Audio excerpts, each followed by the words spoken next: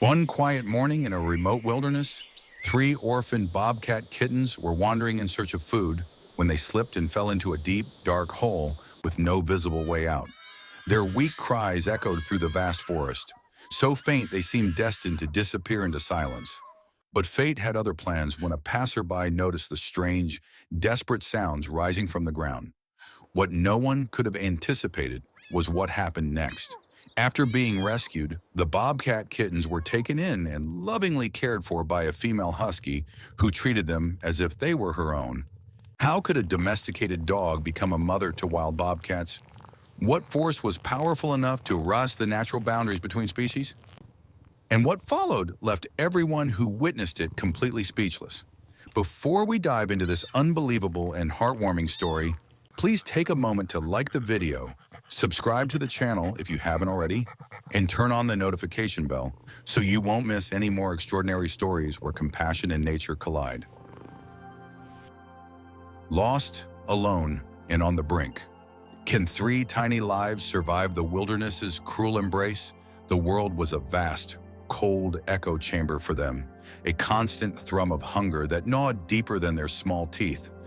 Three bobcat kittens, barely more than fluff, huddled together in the deep, dark confines of a forgotten hole, the earth a suffocating blanket above them. Their mother was gone, a memory now, a chilling shot echoing through the canyon just a few sunrises ago, a sound that had ripped through their tiny frames and left a gaping hole in their universe. Starvation and fear were their only companions. Two relentless predators whose presence was far more immediate than any hawk or coyote. Each shuddering breath was a struggle. Each beat of their fragile hearts a desperate plea to a world that seemed to have forgotten them. The air in their earthen prison grew colder with each passing moment, seeping into their bones, making their little bodies tremble uncontrollably. One, the smallest, nudged against her brother, whimpering a sound too faint to carry beyond their immediate despair. Her whiskers twitched, sampling only dust and the stale smell of earth, not the warm, comforting scent of their mother's milk. Her sister, bolder by a fraction, tried to lick the smallest one, a futile gesture of comfort, her own tiny tongue rough against the damp fur. But the hunger was a fire in their bellies, growing hotter, sharper, more insistent. The eldest, a male, felt his muscles twitch, a phantom urge to hunt, to climb, to do something. But he was weak, his paws scraped raw from previous, failed attempts to scale the slick walls of their prison. His fur, once sleek and vibrant, was now dull and tangled, a testament to their abandonment. He heard the faint, almost imperceptible whimpers of his sisters, signaling their imminent demise, each sound a tiny dagger twisting in his own chest.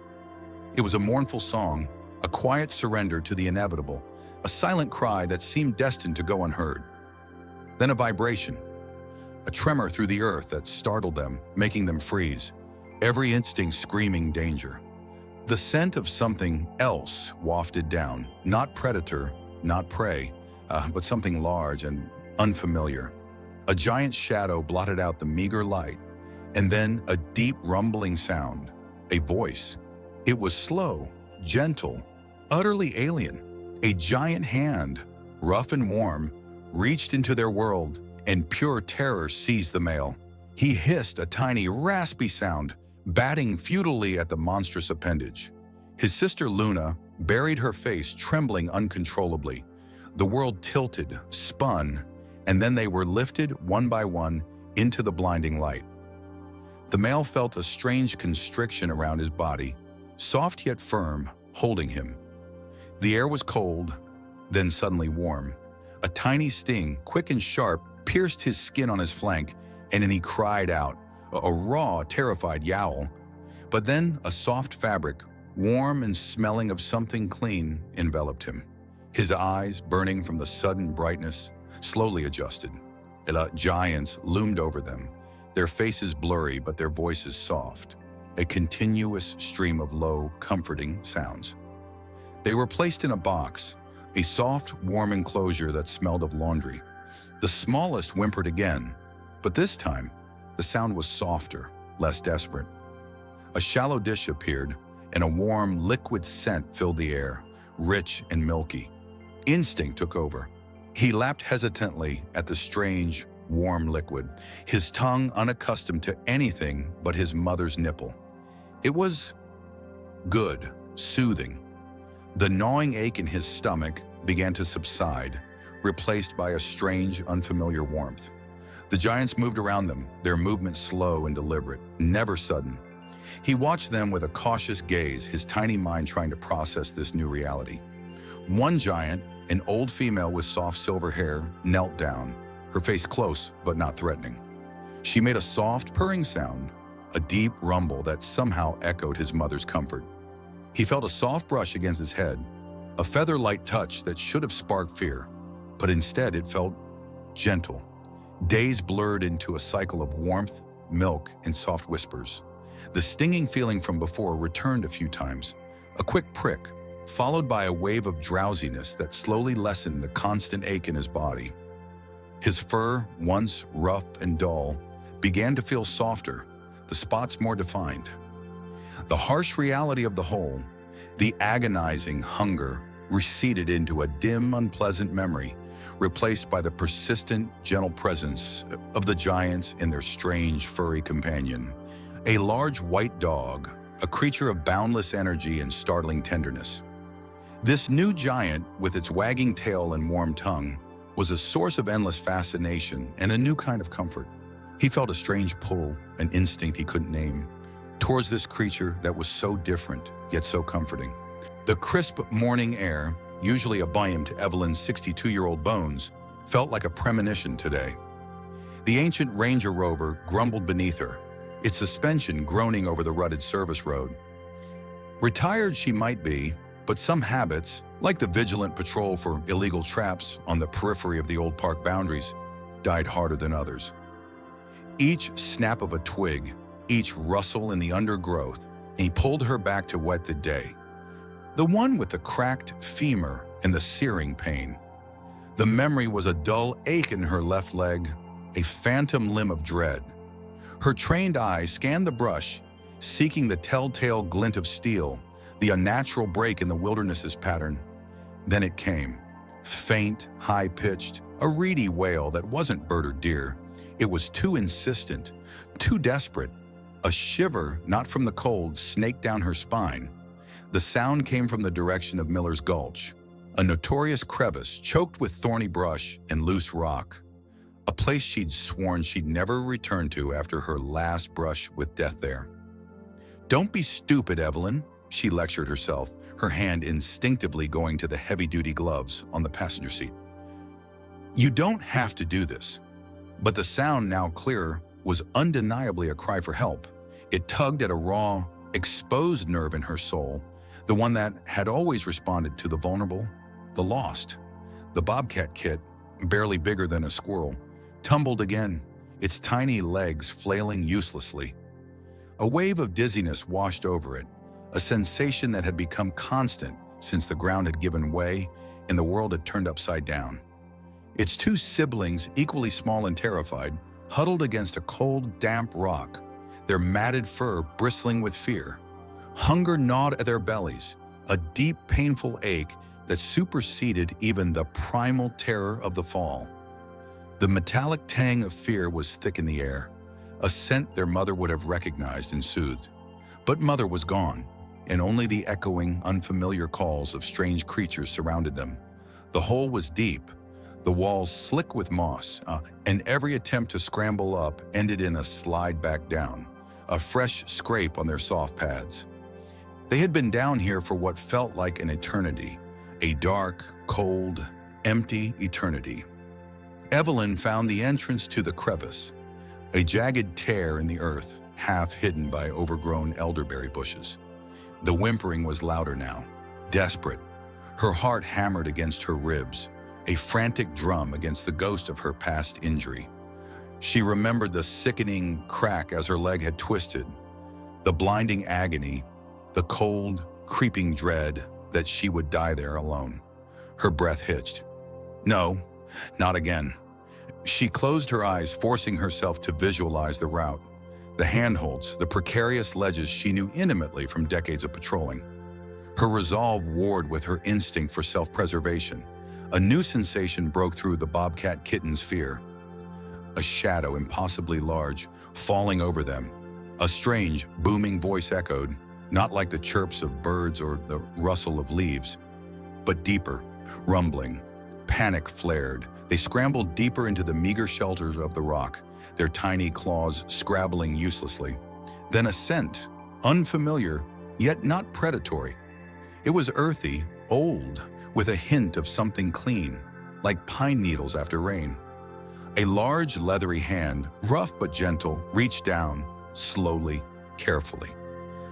One of the bobcat kits, Shadow the bobcat, hissed, a tiny, defiant sound, but another pounced the bobcat, too weak to resist, merely trembled. The fingers were so huge, like tree branches.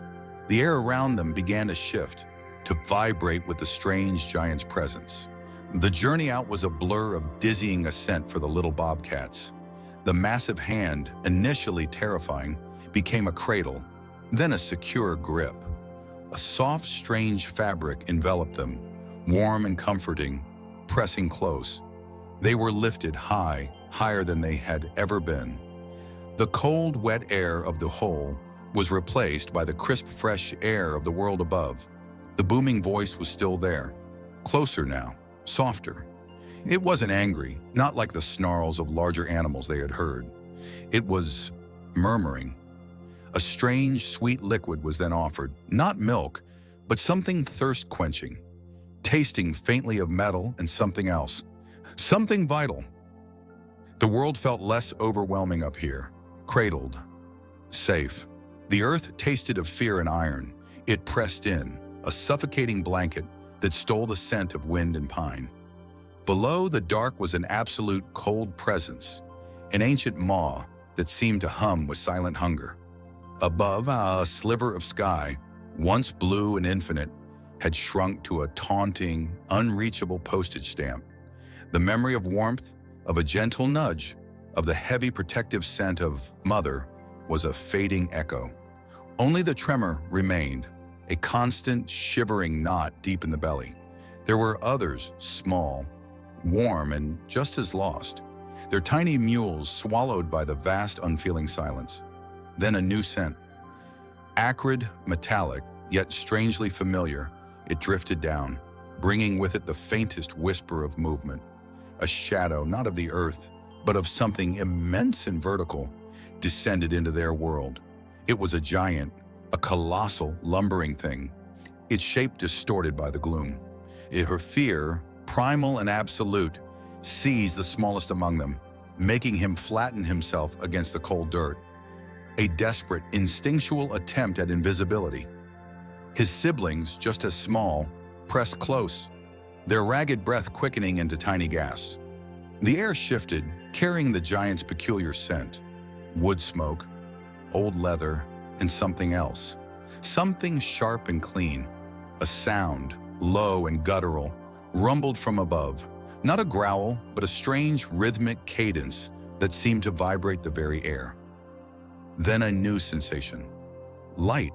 Not the harsh, blinding sun, but a focused, intense beam, cutting through the darkness like a sharpened claw. It swept over them, searing their undeveloped eyes, exposing their vulnerability.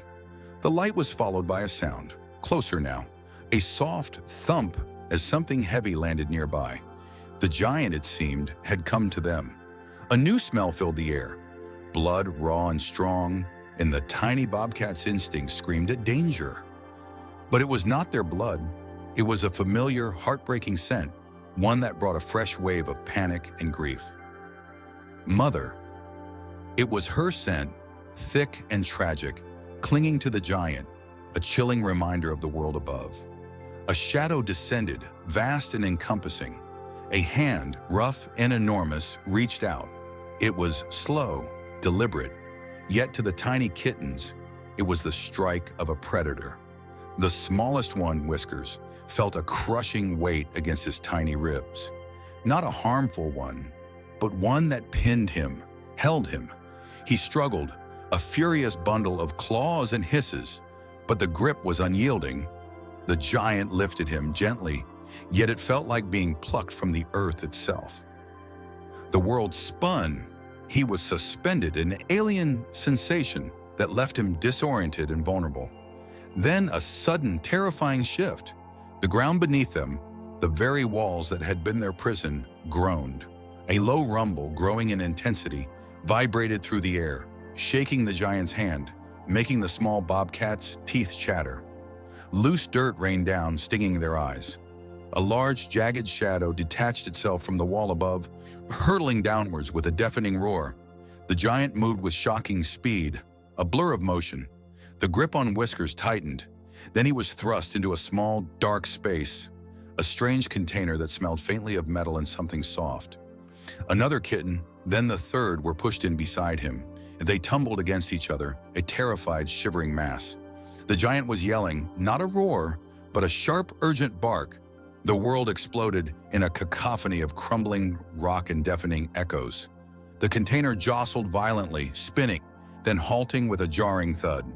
The giant was above them again, breathing heavily, the smell of its fear, and something else. Relief permeating the enclosed space. A strange, rhythmic pulling began, an upward motion that was both sickening and exhilarating. They were moving, leaving the cold, dark earth behind.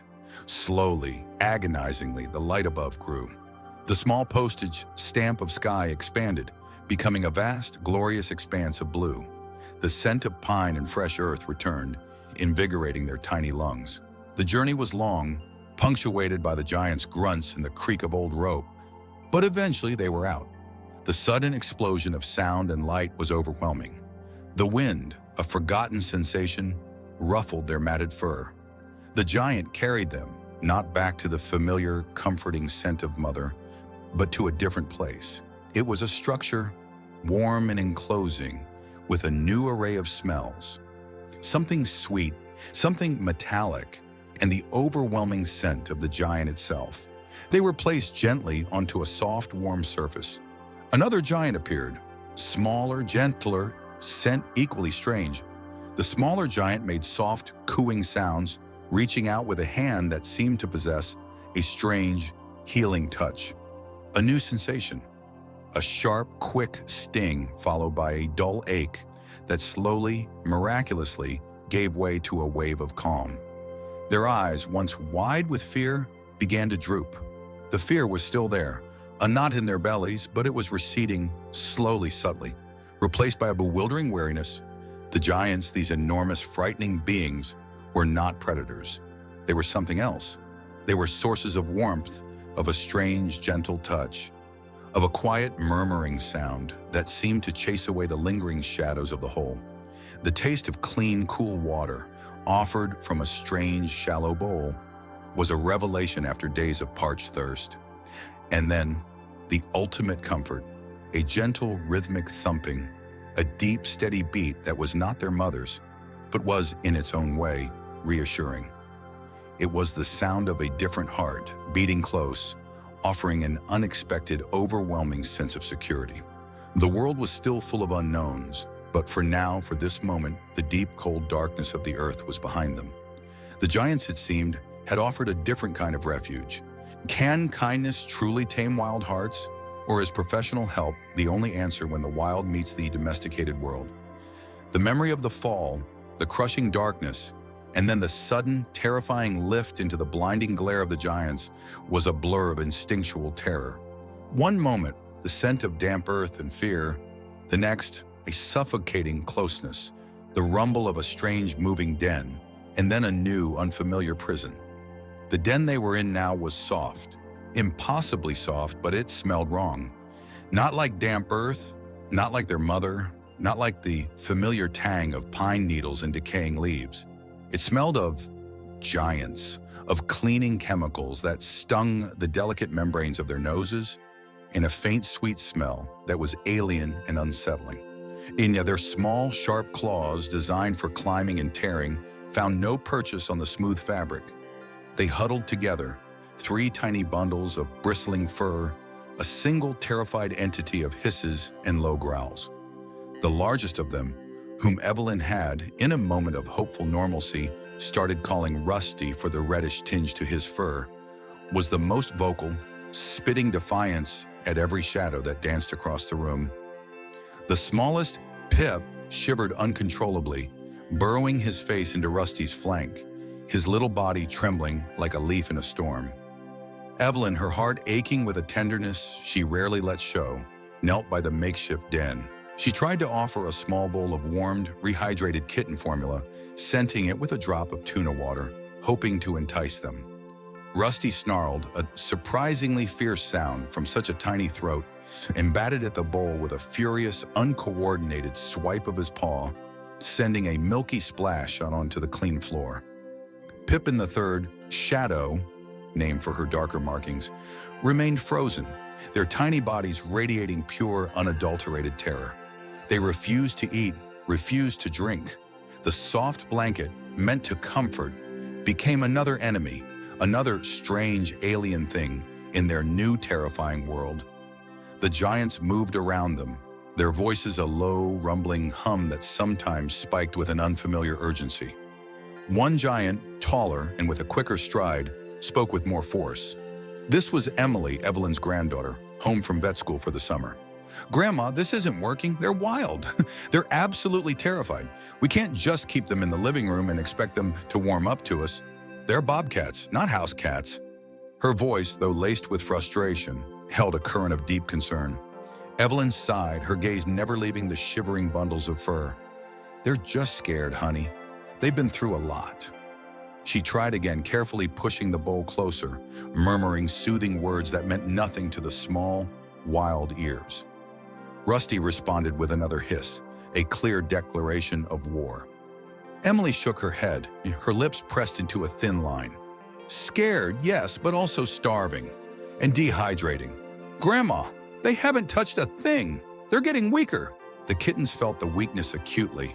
The constant hum of fear in their tiny bodies was draining. Their stomachs ached with a hollow, burning emptiness, and their throats were dry, scratchy. The energy they'd spent on hissing and growling was dwindling. Pip began to whimper, a tiny high-pitched sound that tore at Evelyn's heart. Shadow, who had been the quietest, now lay perfectly still, her breathing shallow, her eyes half closed. "Look at them, Grandma," Emily urged, her voice tight with suppressed emotion. Shadow isn't moving. Pip is whimpering. Rusty's still trying to be tough, but he's losing energy too. This isn't home, it's a terrifying prison for them. They need professional help. A wildlife rehabilitation center has the experience, the enclosures, the specialized diets, the quiet, the distance. They need to de-stress and recover without imprinting on humans. Their best chance at a wildlife is to minimize human contact now. Her words were sharp, but her eyes, when she looked at the kittens, were full of anguish. The truth of Emily's words hung heavy in the air. The kittens, even in their fear-addled state, sensed the shift in the giant's mood. The taller giant, Emily, had a scent of urgency about her, a sharper edge to her movements. The older giant, Evelyn, still smelled of a strange, gentle sadness. A new scent drifted towards them, one that caused a strange stir within their terrified bodies. It was a warm, meaty smell, savory and alluring, yet still alien. Evelyn, on Emily's insistence, had warmed a small portion of a specialized diet meant for orphaned wild felines, a thick, gruel-like mixture. But even this, with its tantalizing aroma, met with the same resistance. Rusty, now too weak to hiss with conviction, merely flattened his ears and turned his head away. Their tiny reserves were almost depleted. The pain in their stomachs was a dull, constant ache. The dryness in their mouths felt like sandpaper. Emily finally stood, her voice firm, though it cracked slightly with emotion. "Grandma, we have to call the wildlife center. Now. They're not going to make it another night like this, huh?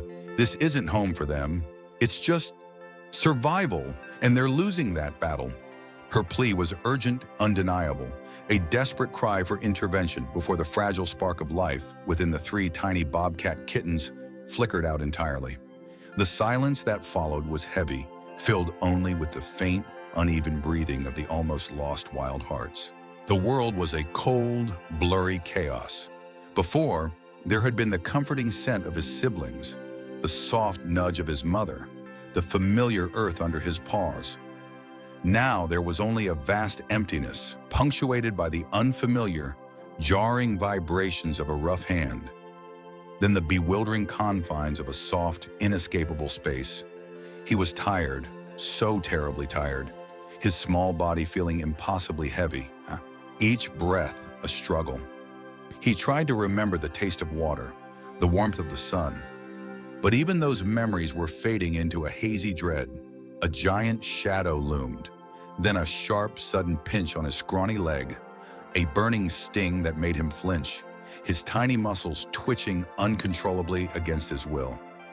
Then a cool, slow drip began deep inside him, a strange sensation that was both alarming and, almost imperceptibly, a promise of something better. Emily, her brow furrowed with intense concentration, worked with a quiet urgency. Shadow, the smallest of the three bobcat kittens, was teetering on the edge. His tiny heart, she knew, was a fragile drum against the overwhelming silence of his fading life force. "He's hypothermic, Evelyn, and severely dehydrated," she murmured, her voice tight with suppressed fear. She'd already placed a catheter, a delicate procedure on such a minuscule patient, and now the warm saline solution was slowly, painstakingly infusing into his system. Evelyn watched, a hand pressed to her mouth, the image of Shadow's lifeless appearance burning behind her eyelids. She remembered the moment he was pulled from the hole, a limp, cold bundle that had barely twitched. Her heart ached for the little creature, so vulnerable, so utterly dependent on Emily's skill. Hours crawled by, each minute a tiny victory or a potential defeat. Emily monitored Shadow's temperature, his respiration, his sluggish heart rate, every 10 minutes, never leaving his side. She spoke to him in a low, soothing voice, words of encouragement and comfort that she hoped, somehow, penetrated the fog of his suffering. He was wrapped in warm blankets, a tiny heating pad beneath him, a testament to the meticulous care she poured into him. The strange, comforting murmurs of the giant, though unsettling at first, were slowly weaving a new pattern in his fractured world. A pattern of gentle touch, of soft warmth, of a quiet, persistent presence that pushed back against the cold, empty darkness. He felt a dull ache in his stomach, a reminder of the thirst and hunger that had plagued him for what felt like an eternity. But now, amidst the warmth, a new sensation began to bloom. The very faintest hint of something nourishing, slowly replenishing him from the inside out. Suddenly, a sharp, uncontrolled tremor ripped through Shadow's small body. It was violent, terrifying, a seizure that transformed his already frail frame into a rigid, arching bow. His eyes rolled back, a terrifying white showing beneath his golden irises. His breathing hitched, then stopped. A guttural gasp escaped Evelyn's throat. Emily, her face pale, reacted instantly. "Evelyn, get me the atropine, now!" Her voice was sharp, commanding, cutting through the sudden, suffocating silence. The image of the little bobcat, convulsing uncontrollably, his life flickering like a dying ember, etched itself into Evelyn's mind.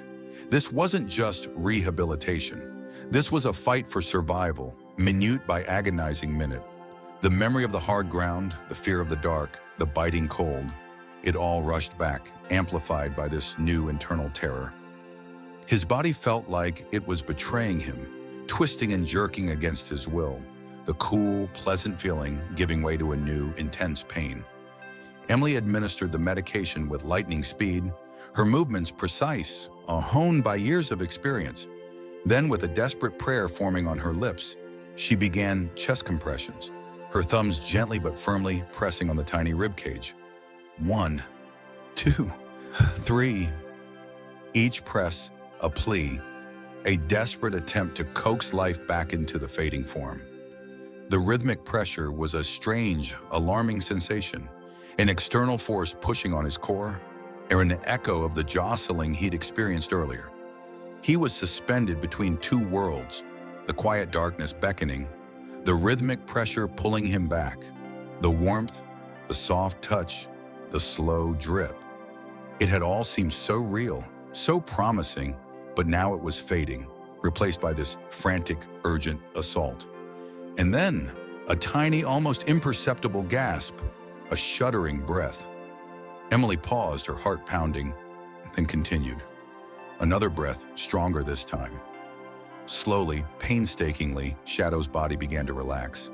His eyes fluttered open, still dazed, but undeniably present.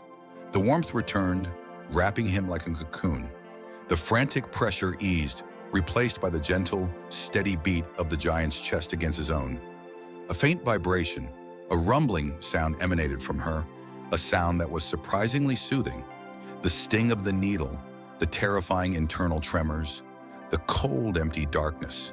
It all began to recede, replaced by a growing awareness of warmth, of a gentle hand stroking his head, of the soft, rhythmic sound of the giant's breathing. He was alive. He was warm. He was safe. For the first time in his short, traumatic life, a sense of quiet, profound trust began to settle deep within his tiny bobcat heart. The harshness of his recent past, the confusing, terrifying journey, gave way to the soft, gentle reality of the present, cradled in the care of this strange, powerful, yet undeniably kind giant. The scent was overwhelming. Fear, a sharp metallic tang, mixed with the unfamiliar musk of something small and terrified. Daisy, a husky whose life had once been a cacophony of fear and abandonment, now lived in the quiet rhythm of Evelyn's embrace. But this new, potent aroma stirred something deep within her, a forgotten instinct. Her muzzle, usually calm and composed, twitched, her ears swiveling toward the hushed whispers and strange movements coming from the screen porch. The humans, Evelyn and Arthur, giants in her world, moved with a different kind of urgency now. Something had changed. Daisy patted softly, her broad paws making barely a sound on the worn floorboards. The porch door, usually forbidden territory unless accompanied, stood ajar. A new sound reached her, a thin, reedy cry, like a lost bird, but deeper, more desperate. It pulled at her, a magnetic force she couldn't resist. Pushing the door further open with her nose, she stepped inside, her tail held low, a sign of her cautious approach. There they were, in a large wire mesh enclosure, nestled amongst soft blankets and a scattering of wood shavings, lay 3 tiny bundles of fur. They were so small, almost impossibly so, each no bigger than one of Daisy's own paws. Their eyes, though open, held a clouded, unfocused terror, wide and unblinking.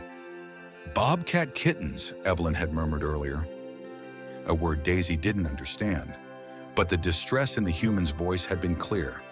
The kittens shivered, their tiny bodies trembling not just from cold, but from an overwhelming primal fear. They tried to flatten themselves, their instinct to disappear warring with their utter helplessness. The smell of fear was thick here, a raw, poignant scent that resonated with a part of Daisy she thought long buried. She had known that fear, the dizzying chaos of the shelter, the harsh barks, the rough hands, the gnawing emptiness in her stomach. These tiny creatures, so vulnerable, were caught in that same chilling grasp.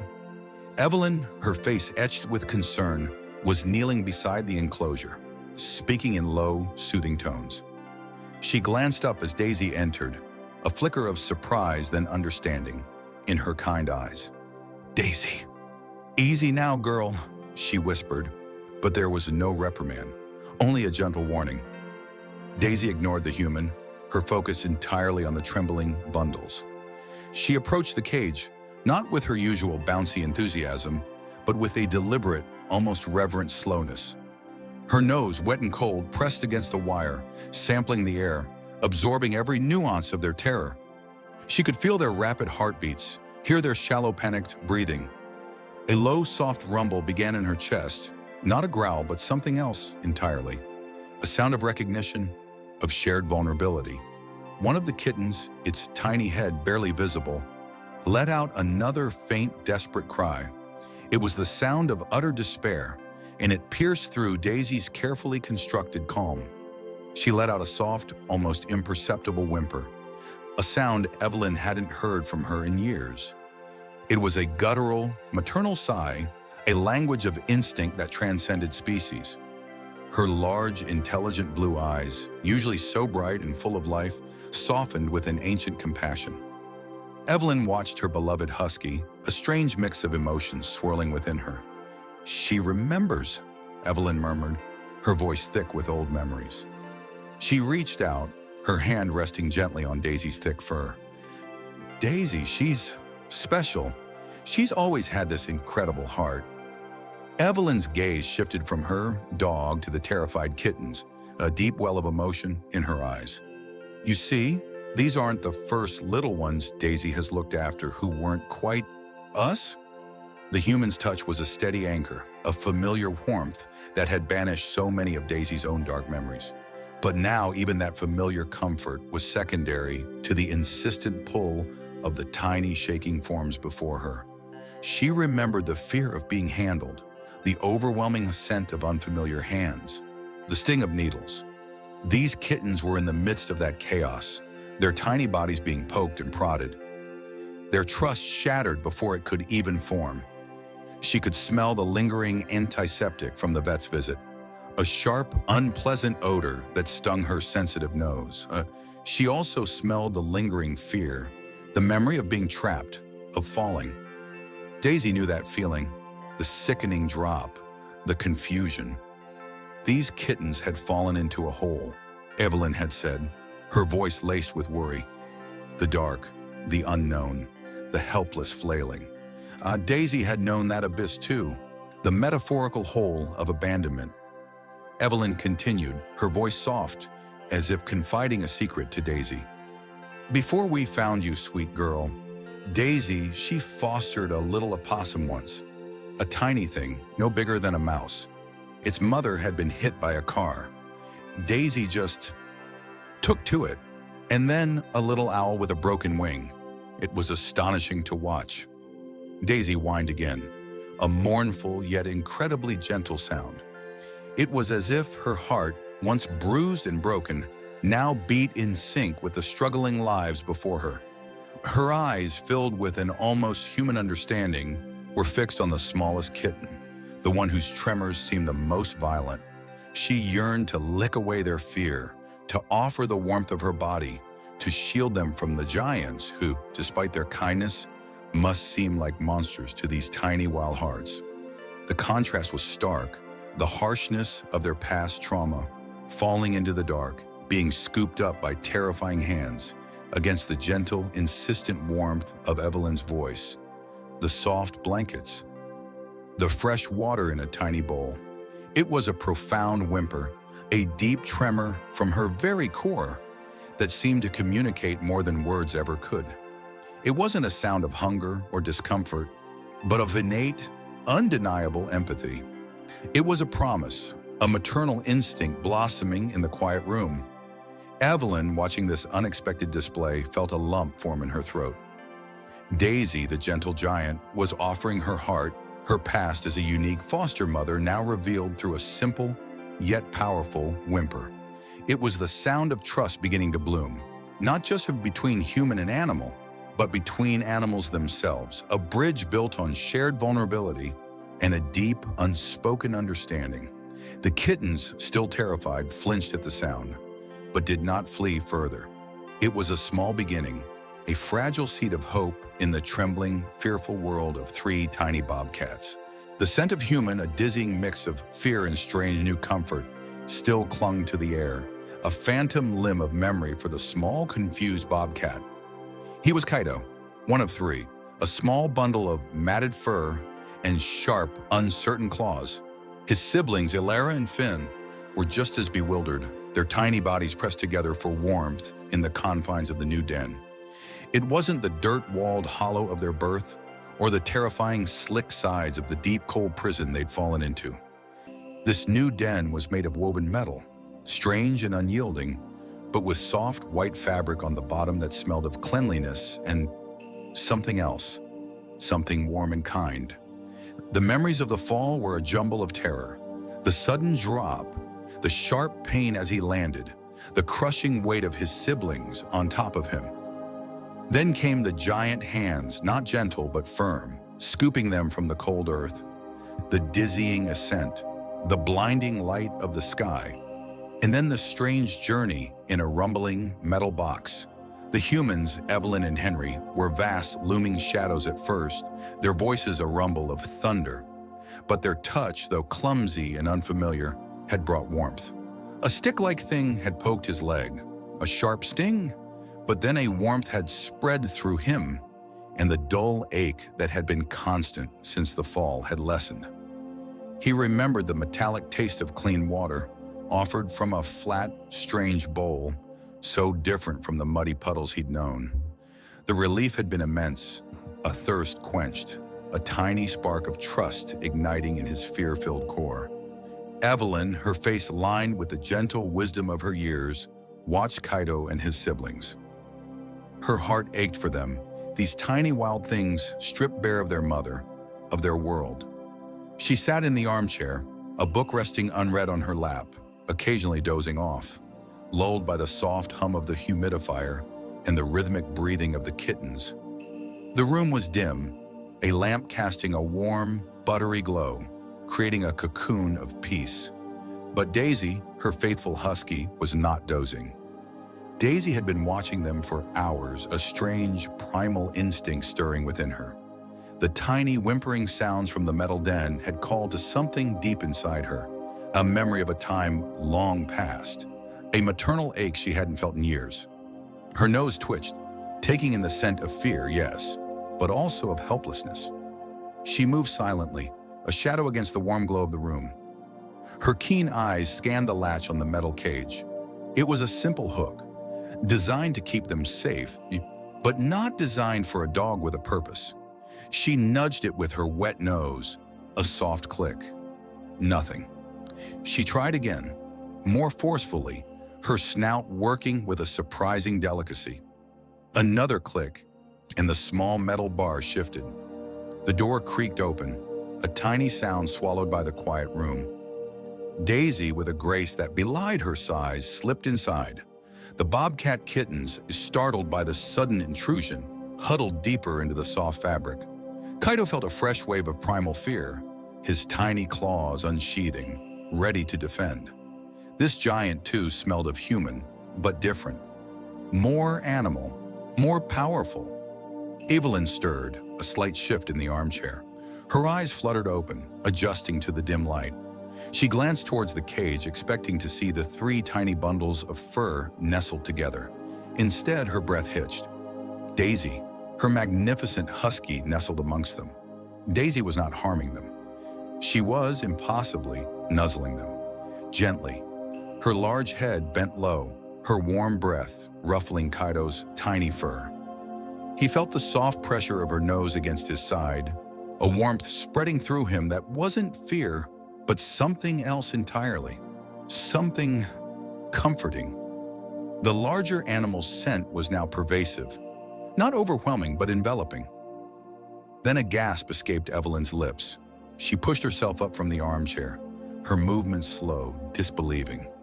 Daisy, her beloved, aging Daisy, who had never had puppies.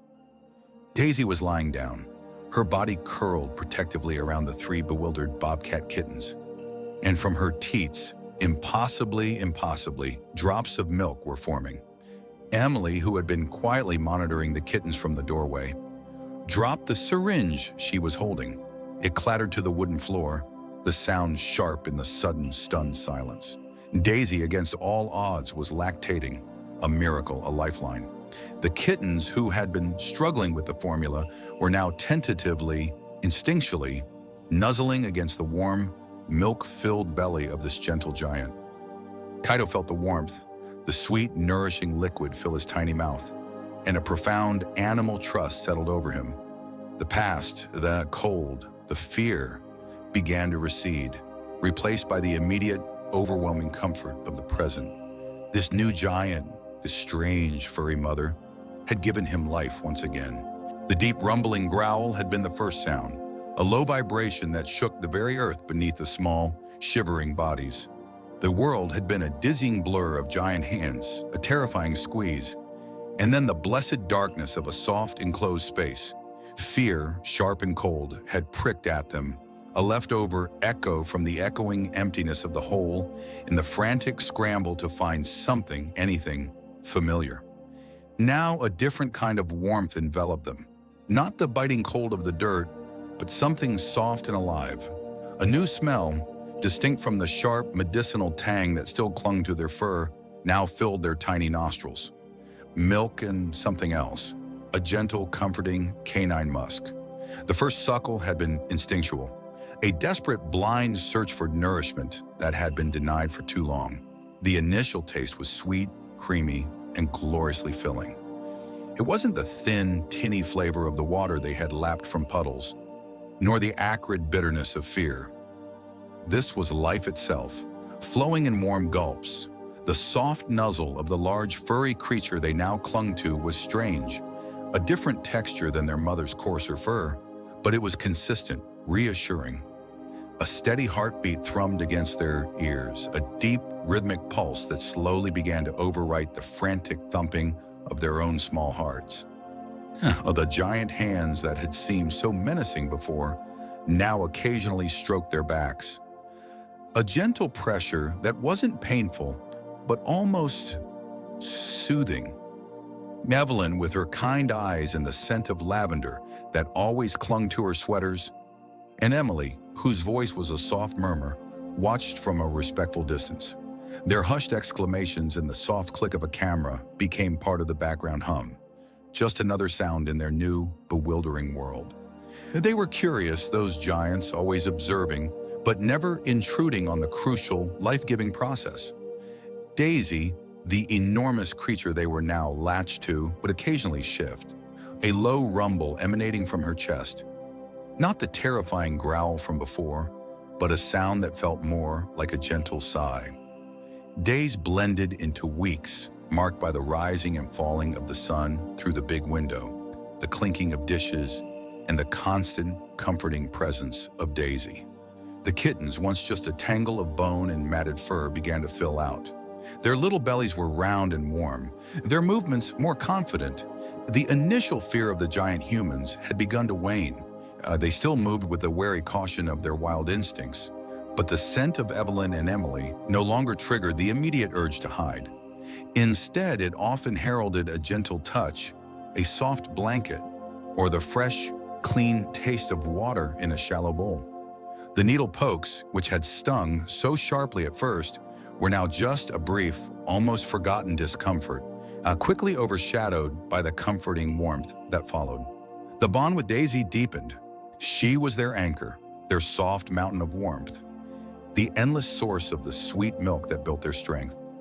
They learned her rhythms, the gentle sigh before she settled, the soft murmur she made when one of them cried. The scent of her fur, once just a new smell, now represented safety, comfort, and home. The world outside the soft circle of her body was still vast and a little intimidating, but within it, they were secure. Then one evening, as the room was bathed in the warm golden light of the setting sun, something shifted. Ember, the smallest and often the most timid, was suckling deeply, her tiny paws kneading Daisy's soft belly fur with a fervor born of complete contentment. Her eyes, usually darting with a residual wildness, were half closed. A soft vibration deep in her small chest began. It started as a tiny shiver, then grew a continuous purring rumble, rising and falling with her breaths. It was a sound their mother had never made, a sound born not of instinctual satisfaction, but of something deeper, something akin to pure joy and unadulterated trust. It was a sound of surrender, a complete acceptance of the gentle world Daisy and the kind giants had created for them. Evelyn, watching from her armchair, gasped softly, a hand flying to her mouth. Emily, tears glistening in her eyes, lowered her camera, not wanting to disturb the fragile, profound miracle unfolding before them. In that moment, the harshness of the past, the trauma of the fall, the fear of the unknown, all faded into the background. There was only the warmth of the milk, the steady heartbeat of their adoptive mother, and the tiny rumbling purr of a bobcat kitten, finally truly healed. Their world, once confined to the unsettling darkness of the earth, and then the bewildering softness of the giant's hands was now awash in strange new sensations. The overwhelming scent of home, the comforting, musky smell of Daisy, the husky intertwined with the gentler, sweeter scent of Evelyn, filled their small noses. They'd learned that the large, slow-moving giants meant no harm. In fact, their colossal hands, once terrifying, now brought warmth, food, and the soft strokes that made their tiny bodies hum with a new, unfamiliar pleasure. That morning, the light streaming through the large windows of the giant's den felt different. There was a low hum, a buzz that pulsed through the air, vibrating in their small paws as they wrestled playfully on Daisy's broad back. Even Daisy seemed more alert, her ears swiveling, her tail giving little thumps against the worn rug. For the 3 bobcat kittens, Bramble, the boldest with a white patch on his chest, Thistle, the skittish one who always sought the deepest shadows, and Fern, the smallest with eyes like liquid amber. The world was a constant stream of new discoveries. They'd learned the sound of the giant's approaching footsteps meant food, the smell of clean water after the parching thirst of the hole, and the gentle rhythm of Daisy's breathing as they slept nestled against her warm flank. The memory of the stinging needle, a sharp jab followed by a wave of drowsiness, had faded, replaced by the warmth of soft blankets and the quiet murmur of Evelyn's voice. The giants, Evelyn and Arthur, had been quiet for days, but their gentle care had never wavered. Food arrived consistently, fresh water always available, and Daisy's presence was a constant furry anchor. Bramble often found himself batting at Daisy's long whiskers, testing her patience, which remarkably seemed boundless. Thistle, still prone to startling at sudden noises, would often bury himself in Daisy's thick fur, feeling the steady beat of her heart, a rhythm that reassured him more than any other sound. Fern, the most inquisitive, would explore the giant's den, her tiny paws silent on the soft rugs, her nose twitching, cataloging every new scent. They had been lost, then found, then healed. Now they were learning to trust. That trust, a fragile, hard-won thing, was the most precious gift the giants had given them. A new scent, sharp and unfamiliar, suddenly permeated the air. It wasn't the comforting scent of Daisy or the giants, nor the familiar, earthy smell of the woods. This was different, metallic, and carried with it a faint hint of 1,000 other animals. Thistle flattened himself, his ears pinned back, a low growl rumbling in his throat. Bramble, ever bold, stood his ground, his small tail flicking, while Fern, startled, scrambled behind Daisy's thick leg. The giants, Evelyn and Arthur, were talking in low, urgent tones. Then, a new giant appeared, taller than the first 2, with a different voice, deeper, but still gentle. This new giant, whose scent carried the strangeness of distant places, spoke to Evelyn with a tone that held a different kind of weight. It wasn't the cooing, comforting sounds Evelyn often made, but a more measured, thoughtful murmur. Fern, peeking from behind Daisy, saw his eyes, dark and observant, taking in everything. He looked at them, not with the adoring softness of Evelyn, but with an intense, analytical gaze. He pointed at Thistle, at Bramble, then at Fern, his words low and serious. The air in the room seemed to thicken with unspoken concerns. The new giant, Dr. Eris, spent a long time observing them. He didn't try to touch them, which was a relief. He watched their play, their interactions with Daisy, the way they nuzzled Evelyn's hand for food. He noted Bramble's confidence, Thistle's lingering shyness, and Fern's quiet curiosity. His voice, when he finally spoke more directly to Evelyn, was laden with respect, but also with a quiet gravity that made Evelyn's shoulders slump. "Evelyn," Dr. Eris began, his voice surprisingly gentle, despite the sternness in his eyes. "What you've done here, the dedication, the pure love, it's extraordinary. These kittens, they wouldn't have survived without you and Daisy. You've brought them back from the brink." Bramble, who had been swatting at a dust mot in a sunbeam, paused, sensing the shift in the giant's demeanor. Thistle instinctively moved closer to Daisy, his small body tensing. Fern watched Dr. Ayres, a tremor of unease rippling through her. The new giant's words were like a distant rumble of thunder, hinting at a storm to come. Dr. Eris knelt, not to touch them, but to meet Evelyn's gaze directly. But Evelyn, we have to talk about what happens next. These aren't domestic cats. No matter how much Daisy has nurtured them, they are bobcats, wild animals. Every day they spend here, sure, growing accustomed to human comfort, to Daisy's love, to your kindness, is another step away from their natural instincts, another step that makes true rehabilitation back into the wild incredibly difficult, perhaps impossible. Fern felt a strange twist in her stomach. The warmth of the giants, the softness of their touch, the endless supply of delicious food. Was this not right? Had she done something wrong by accepting their care? By letting go of the fear that once dominated her every moment? The thought was confusing, unsettling. They need to fear humans, Evelyn, Dr. Orris continued, his voice softer now, but the words cutting deeper. They need to hunt, to be wary, to survive on their own. The longer they see you as a provider, as a friend, the less chance they have in the wilderness. There are protocols, ethical considerations. It's a tightrope walk between saving them and condemning them to a life they aren't meant to lead. A life where they might be dangerous to humans, or more likely vulnerable themselves. Bramble, usually oblivious to the nuances of human speech, sensed the change in the air. The giants were no longer radiating their usual gentle contentment. There was a tension, a sadness that settled heavy in the room. Thistle whined softly, nudging Daisy's side as if seeking reassurance. Daisy, in turn, let out a low rumble, her eyes fixed on Evelyn, sensing her distress. Evelyn's face crumpled, tears welling in her eyes. Arthur reached for her hand, his own face etched with worry. The easy comfort that had permeated their world was suddenly replaced by a confusing undercurrent of sadness and fear. What was happening? Why did the giant's words make Evelyn so sad? Fern looked from Evelyn's tear-streaked face to Dr. Eris's serious expression. The path they had walked, from the terror of the hole to the warmth of Daisy's embrace, had seemed so clear, so right. Now it felt as though a dark, impenetrable wall had risen, blocking their way forward, leaving them, once again, adrift in uncertainty. The feeling of safety, so recently found, was suddenly fragile, threatened by words they couldn't understand, but whose impact they felt deep in their small, sensitive bodies. To truly love, sometimes you must let go.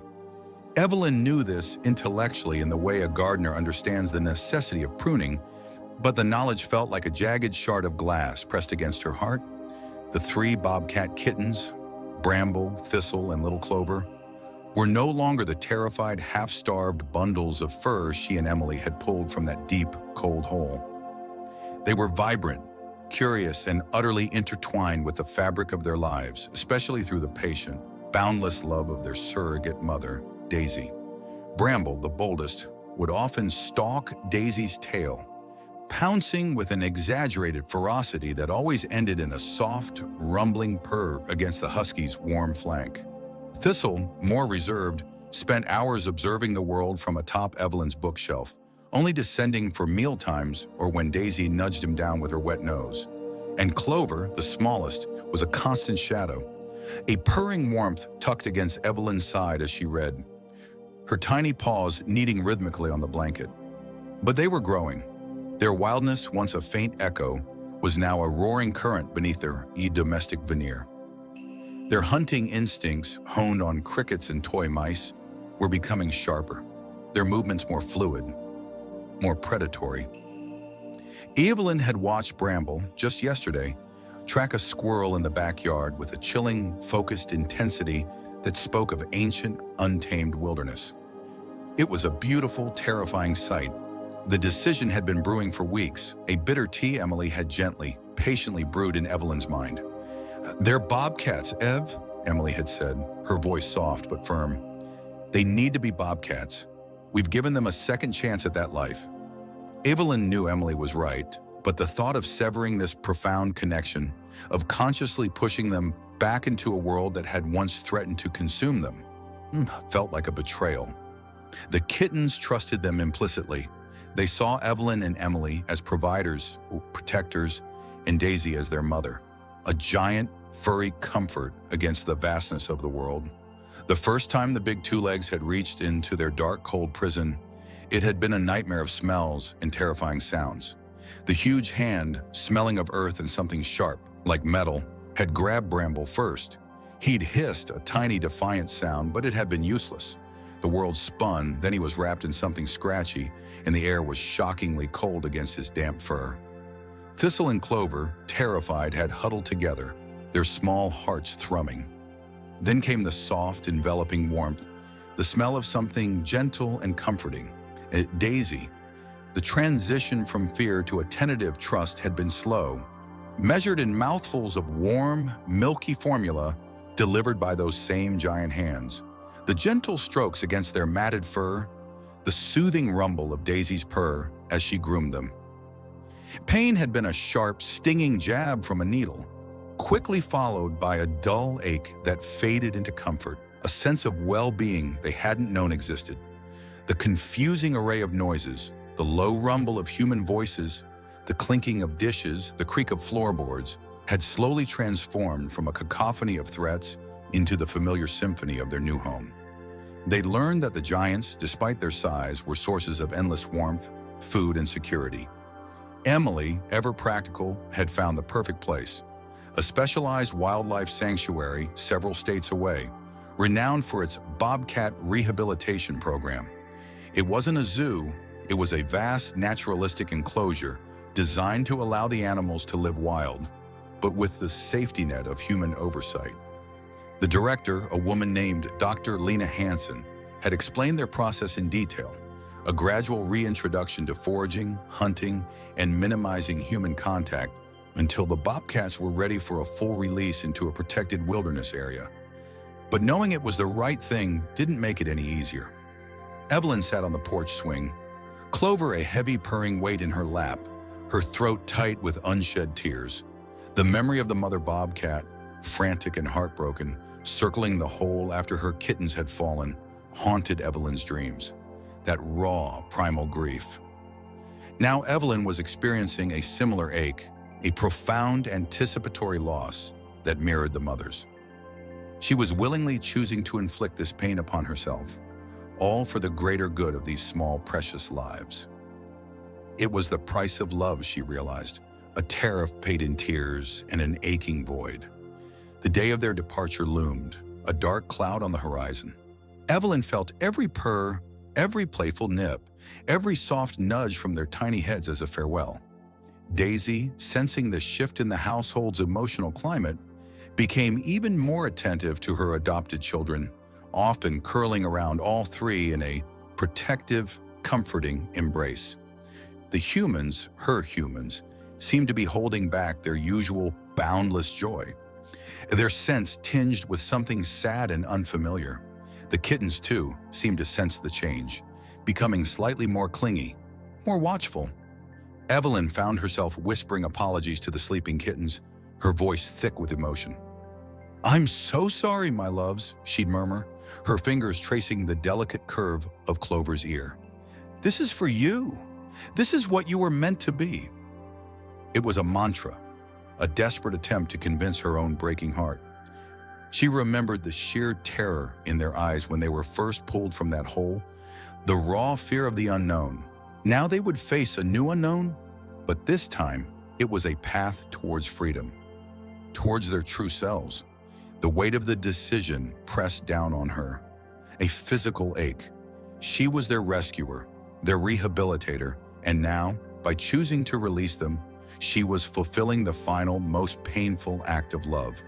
It was a mirroring of the mother bobcat's loss, but with a crucial difference. This time, the separation was an act of hope, a painful, necessary step towards giving these wild hearts the life they were born to live. Evelyn took a shaky breath, feeling the profound grief, but also a sliver of fierce protective joy for the future she was gifting them. This was the price of love, and she would pay it, tear by tear, for bramble, thistle, and clover. The smell of pine and damp earth filled the air, a familiar scent that usually meant a good chase, a rustle in the undergrowth, the thrill of a pounce. But today it was different. Today it was heavy with an unfamiliar sadness, a peculiar tightening in their small, wild chests. Whiskers twitched, trying to decipher the human emotions that clung to the air like a heavy fog. The tall ones, Evelyn and Robert, moved with a slowness they usually reserved for their morning coffee, their voices soft, almost broken. Daisy, the warm, furry giant who had become their world, whimpered low in her throat, a sound that vibrated through their bodies, echoing the unease they felt. Ember, the smallest and most curious, rubbed her head against Daisy's soft belly, feeling the familiar rumble of her purr. Or was it a sigh? Daisy licked her head with a rough, comforting tongue, her own tail thumping a slow, hesitant rhythm against the floorboards. The other two, Flicker and Shade, huddled closer, their instincts telling them something monumental was happening, something that felt like an ending, even though their tiny minds couldn't grasp what an ending truly was. They knew only warmth, safety, the rhythmic heartbeat of Daisy, and the gentle, sometimes clumsy, hands of the giant humans who brought food and scratched behind their ears. The memory of the dark, cold hole still pricked at the edges of their minds like a phantom thorn. The chilling fear, the scramble up slick dirt walls, the aching hunger. Then the giants looming large and terrifying, their scent overpowering, their hands reaching. But those hands hadn't hurt. They had lifted, gently, placed them in a soft, warm basket, and soon after introduced them to the immense, soft creature that was Daisy. Daisy, who had licked their matted fur clean, shared her milk and taught them the comfort of a warm flank to sleep against. Trust had bloomed in that strange house, a fragile, precious thing built on shared warmth and the constant, reassuring presence of Daisy. Then came the new smells, sharp and sterile, of the place the tall ones called vet.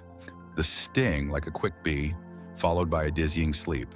Waking to fresh food, a little less pain in their bellies, and the feeling of their own bodies growing stronger, their fur shining, their muscles firming.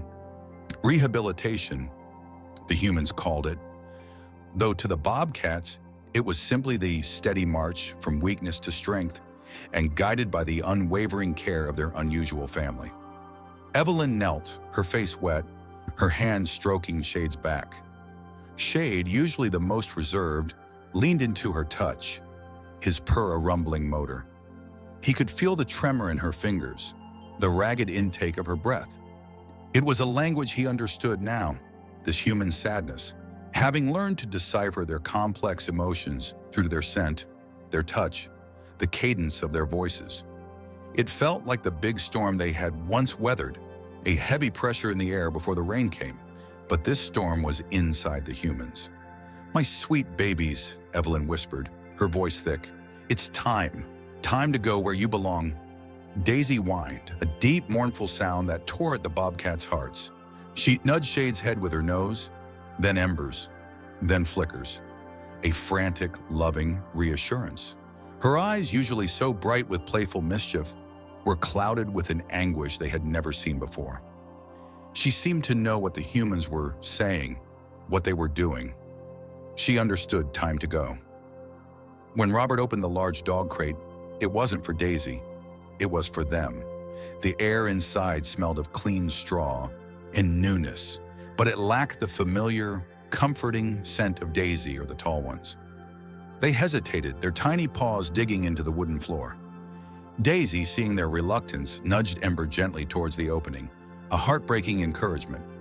It felt like a betrayal, a push towards the unknown. Flicker let out a small, questioning cry, looking up at Daisy, then at Evelyn, then at Robert. Why were they doing this? Why were they sending them away? But the humans were firm, their gentleness infused with a strange, sorrowful resolve.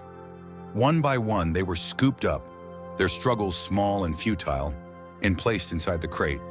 The wire mesh felt cold against their fur, unfamiliar and confining. They pressed their bodies together, seeking the vanishing warmth of each other. Then the final agonizing moment. The crate door clanged shut, a sound that reverberated through their bones. Daisy let out a mournful, guttural howl, a sound of pure, unadulterated maternal pain that made the bobcats flinch, their own small hearts aching in response. It was a raw, primal cry, a testament to the depth of her love, a desperate plea for them to stay. Evelyn collapsed, sobbing into Robert's arms. Daisy threw herself against the crate, her nose pushing against the wire, trying to reach them, her anguish a palpable force in the room. This was not the happy chase, the playful nip. This was true separation. This was the severing of the most fundamental bond they had ever known. The trust they had built, the security they had felt, seemed to waver, threatened by this sudden, inexplicable abandonment. The ride was long, bumpy, and unsettling. The scent of Daisy faded, replaced by the exhaust fumes of the moving metal beast. Their fear returned, primal and sharp, making their small bodies tremble. They cowered in the crate, memories of the dark hole resurfacing, a primal terror of being enclosed and helpless. But then, a new scent began to filter in, carried on the breeze through the vents. Forest, deeper and wilder than Evelyn and Robert's backyard. And another smell, faint but distinct. Daisy. When the tall ones finally opened the crate, they were in a different place entirely. A vast open enclosure, surrounded by trees so tall they touched the sky. The ground was soft earth, smelling of leaves and damp moss. And then a miracle. Daisy was there, not inside with them, but at the edge of the enclosure, her tail wagging hesitantly, her eyes still holding that lingering sadness, but also a spark of hope. The sanctuary, Evelyn had called it. A new beginning where wildness could bloom under the watchful, compassionate eyes of the humans. The compromise was unique, a testament to the bond that had formed. Daily visits, controlled interaction. Daisy would be allowed inside the enclosure for a short time each day to reassure them, to maintain the thread of trust that connected them. To ease their transition from a human-dog family to the wild world they were destined for. The bobcats, though still wary, felt a tremor of relief. This wasn't complete abandonment. This wasn't the final goodbye. This was a promise of freedom, yes, but also a promise that the love that had saved them would not be entirely lost. The scent of pine needles, a hint of damp earth, and the distant, reassuring rumble of thunder. These were the true melodies of home, etched into the very sinews of shadow, ember, and whisper. Years had unspooled since the terrifying drop into the earth's maw, since the giants with their strange, soft hands had pulled them from the cold darkness. The memory was a dull ache, a phantom chill now softened by a lifetime of sun-drenched naps and the thrill of the hunt. They were bobcats now, truly, with the lean strength in their haunches and the predatory gleam in their eyes. The wild was their birthright reclaimed, yet sometimes a different scent would drift on the wind, a faint echo of warmth and an inexplicable comfort. It was the scent of the gentle giantess, Evelyn, and her soft-furred companion, Daisy. A scent that, even now, stirred something deep within them, a memory of plump mice offered from large, careful hands, of the soothing rumble of a canine purr. Today, that familiar scent was stronger, closer.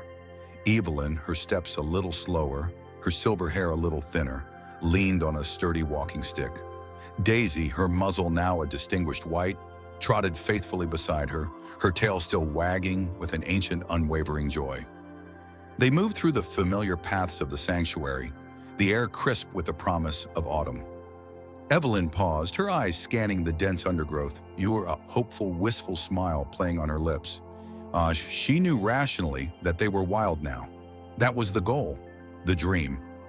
But a part of her, the raw, bleeding part of a mother's heart, still yearned for a glimpse, a rustle in the bushes, a flicker of tawny fur. Shadow emerged first, a magnificent specimen of a bobcat, his gaze sharp and intelligent. He stopped, eyes fixed on Evelyn and Daisy, an unreadable stillness in his stance. Then Ember followed, smaller, more delicate, her movements graceful as flowing water. And finally Whisper, the most cautious of the three, her striped tail twitching. For a long moment, the air vibrated with unspoken recognition. Daisy let out a soft whine, a sound of pure recognition, and took a tentative step forward. Shadow, surprisingly, did not retreat. He lowered his head, a low, guttural rumble emanating from his chest. Not a threat, but a sound of acknowledgement. Then, in a movement that tore at Evelyn's heart and mended it all at once, he rubbed his head, slowly, deliberately, against Daisy's flank. The husky nuzzled him back, her tail wagging faster now, her entire body language radiating joy. Ember and Whisper, emboldened by Shadow's acceptance, moved closer.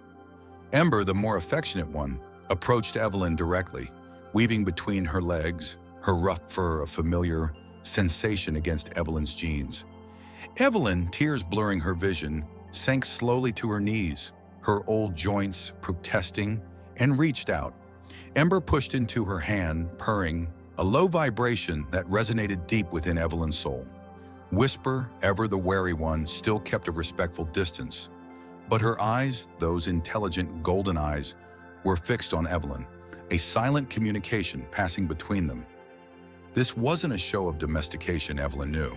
This wasn't a plea for food or comfort in the way a house cat might demand attention. This was something deeper, a recognition of kinship, a validation of the long, arduous journey they had shared. It was a moment of profound, wordless gratitude, an acknowledgement of the trust built from fear, of comfort born from chaos, the memory of the fear in their eyes when she first pulled them from that hole, the raw wounds, the trembling bodies. It all flashed before her. Now they were vibrant, independent, yet they remembered. Then, as suddenly as they had appeared, the bobcats began to drift away.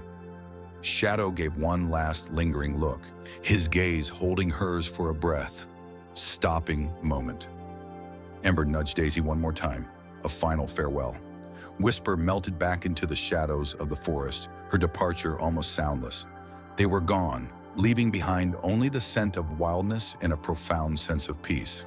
Evelyn remained on her knees, Daisy by her side for a long time, the warmth of Ember's fur still tingling on her hand.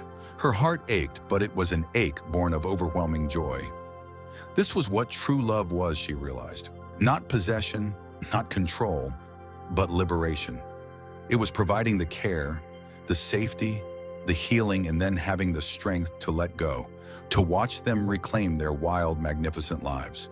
They were free, truly free, and in that freedom, they had chosen to return, if only for a fleeting moment, to offer an echo of their enduring trust and affection.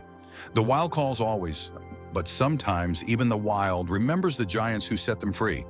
If this story touched your heart, comment 1 if you're moved or 0 if you're speechless. Thanks for watching until the end. Don't forget to like and subscribe for more magical stories. See you next time.